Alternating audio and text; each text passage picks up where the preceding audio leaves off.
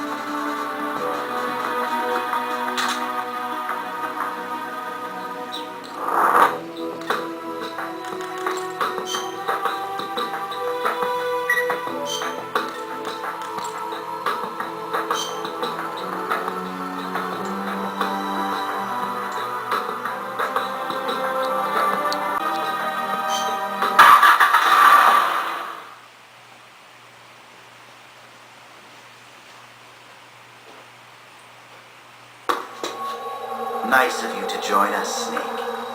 These are the Metal Gear engineers. You killed them. No, they killed themselves. They all despaired of their crimes and decided to die. Crimes? You mean the fact that this is all a Pentagon conspiracy? Conspiracy? I see. Cunningham must have spilled his guts.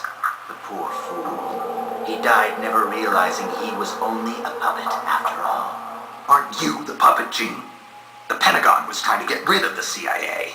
Wrong. I've known everything from the very start.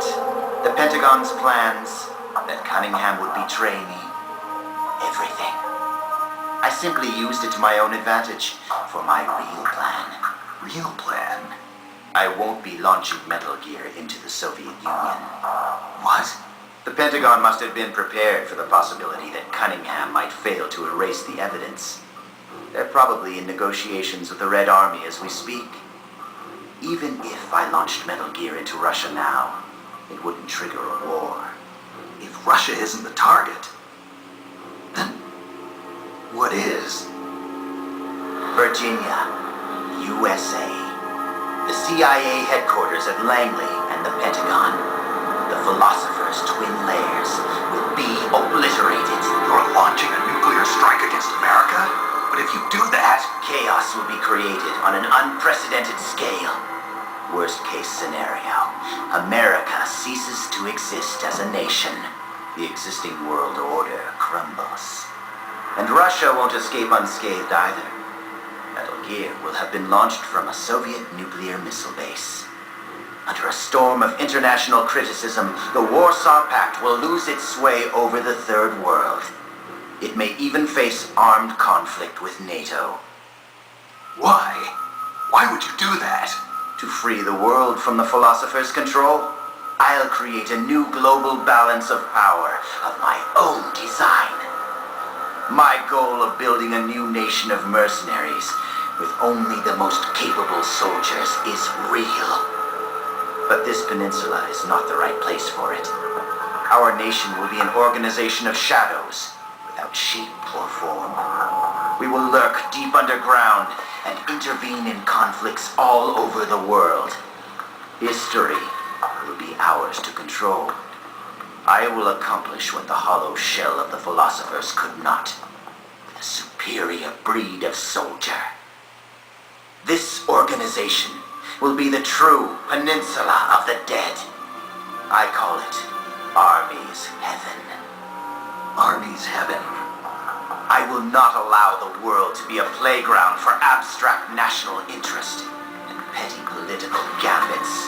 I will use superior force of arms to achieve superior force of will. Thus, I will make the world whole again.